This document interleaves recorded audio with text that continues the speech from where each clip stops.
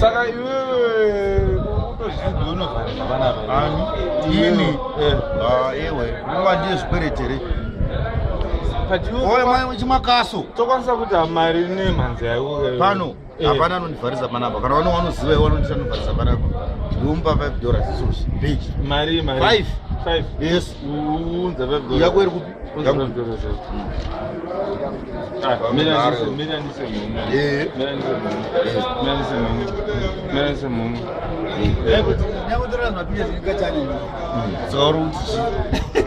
wacho vari kuti aiyo anokombisa nini ngauye